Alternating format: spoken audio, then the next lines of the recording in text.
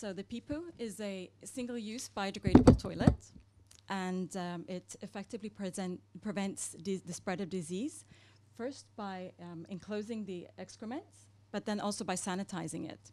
So the way to use it is to open it up. You actually have one on your chairs as well. So. And you spread it across a citra holder. We have a supporting product that we call a kiti, but you can use a bucket as well. And like that. And then you can both urinate and defecate into it, but it's the contaminating feces that you want. And then after use, you just pull that up, you tuck it in, and then you seal it with a tight knot. And then the feces will start reacting with the urea. So there's a pouch full of urea, which is a common fertilizer. Ammonia will develop, and it will kill all pathogens. So then you have a safe fertilizer after use. So, and what we're trying to achieve, our mission is that all people who so desire should have access to a dignified and hygienic sanitation. And we're trying now to partner also with different organizations and humanitarian actors so that we can reach as many as possible and work mainly addressing the most vulnerable, such as women, children, and disabled. And also working in very difficult areas in emergencies like in Haiyan and IDP camps, and also we're in urban slums. And can you tell us a bit more about the commercial side of your business? So we, now I'll put this down, thank you. It was quite convenient actually, you're holding it for me. Well, we're actually the manufacturer and the inventor and manufacturer of the Peepoo. And so we're selling them to the humanitarian sector. So that's what we're... Well, thanks very much. That's great. Sounds wonderful. While we're with you, Wasa, could I ask you? We were talking a bit earlier about the conflict between, and I think it was already referred to sideways by Randolph. The businesses focus on profit margins. Yeah. The tension between that and whether or not that isn't a major source of doubt and hesitation when it comes to the humanitarian players. Yeah. We are often seen as the bad guy, actually. And we've also been questioned several times by NGOs why we have chosen to set up as a for-profit company rather than an NGO. And actually it's been suggested that they think we would do much better if we were an NGO. But I mean, there are several reasons for that. I mean, we see the profit margin as a means to finance the development of the Peepoo. There's a lot of research that's gone into it. We also have heavy investments into our production line, our manufacturing.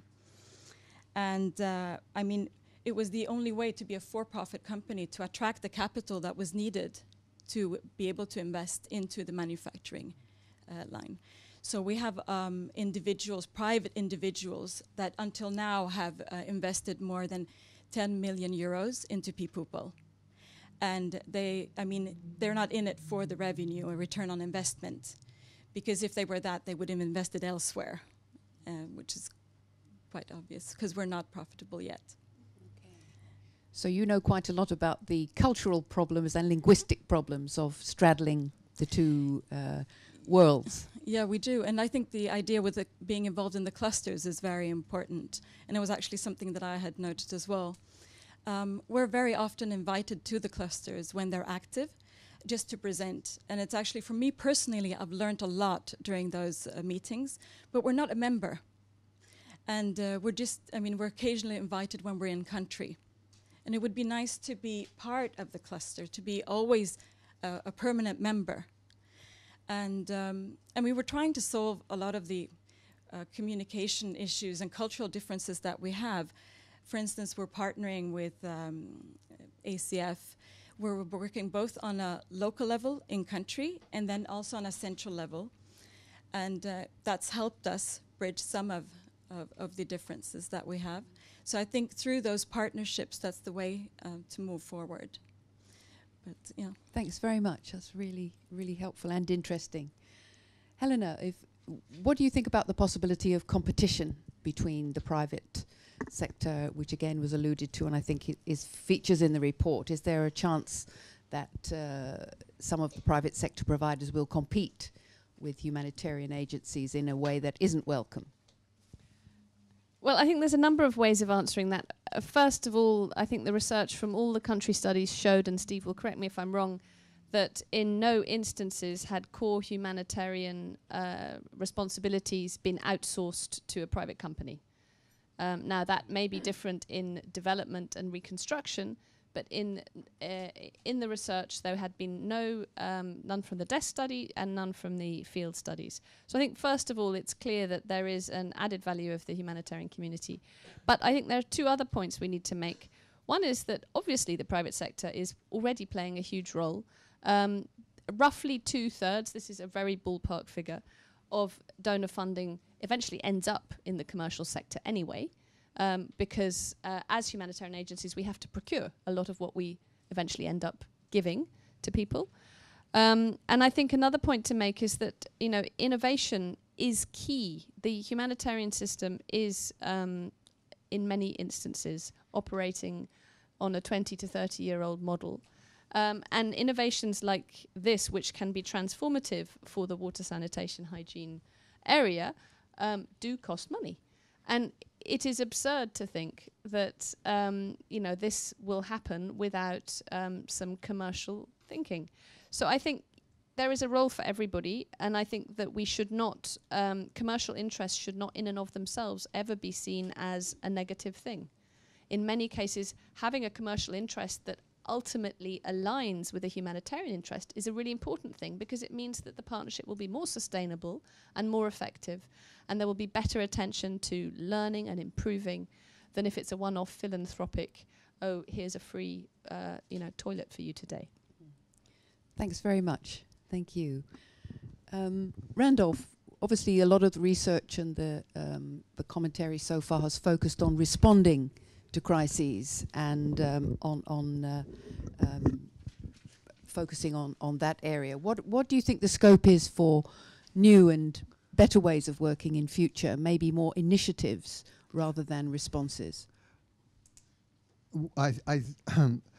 Basically, I think it's really what you begin to start seeing as your starting point.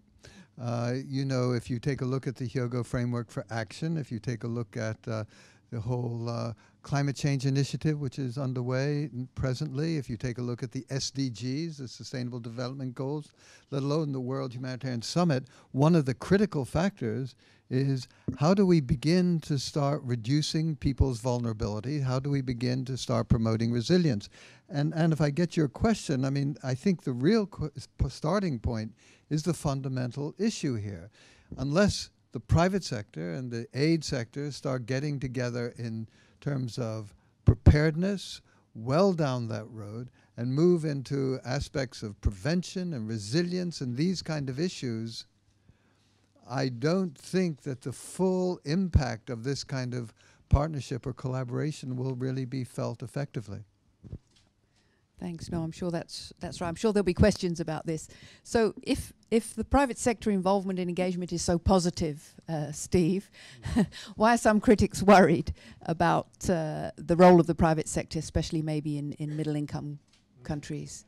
Sure, and I think as some of the other speakers already mentioned, we do see these cultural issues, this kind of instinctive concern about profits, and oh no, that's business. We don't deal with them, even if 2/3 or so of the resources are going to businesses.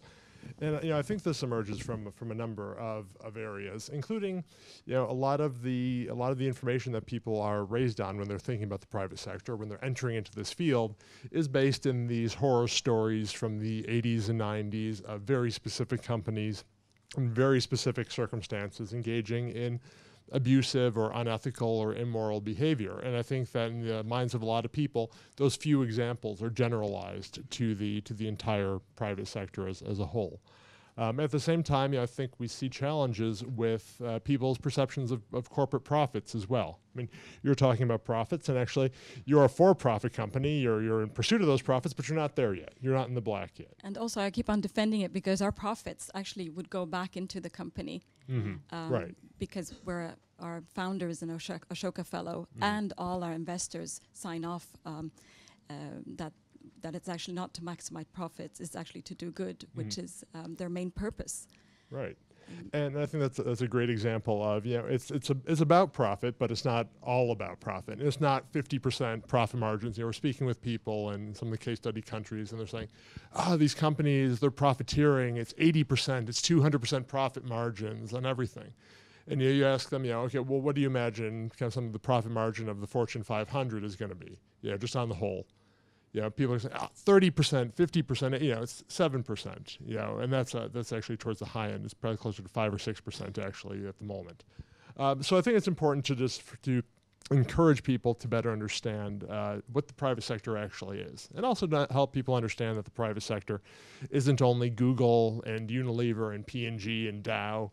It's also millions of small, micro, and medium-sized enterprises that we're talking about. I think it's actually a good point just to mention that when we look across a lot of the country studies and the examples gathered in the course of the study, today we'll talk a little bit about IKEA, we'll talk about Google, we'll talk about Facebook and balloons floating in the high atmosphere, sending everyone internet, which is fantastic.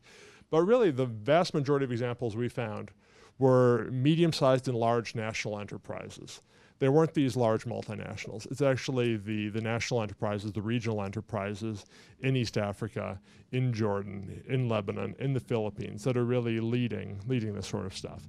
So I think that when we present it, I think we have to tell that side of the story very well. And that's something actually that we're hoping this study will start to correct on some level, since so much of the previous research with its kind of CSR lens has really focused only on a very small number of the largest global corporations, rather than looking at the kind of next layers down, where really a lot of the exciting examples in entrepreneurship is taking place. Thanks very much. I mean, I wish I could believe that all the bad practice was in the past, Steve, but I do think it's very difficult to generalize on such a massive, it's bad enough talking about governments or NGOs, but when you talk about businesses, you're talking, hundreds of millions of organizations, from, as you say, the small scale to the more regulated multinationals now. And I think, Randolph, you made a very good point earlier about the difference between profit and value. So I think a lot of the differences between businesses are whether they are medium to long-term investors or whether they are short-term players. And that's another cross-check. But maybe now we could open up for questions, both inside the room and outside. And if I could ask you just to say who you are and your affiliation. You'll have to speak into the mic, otherwise the live stream audience won't get your question. And if you have something to direct to a particular member of the panel, that would be useful. Otherwise, I'll just pick one. And so we'll take maybe 2 or 3 to start with. Who wants to kick off?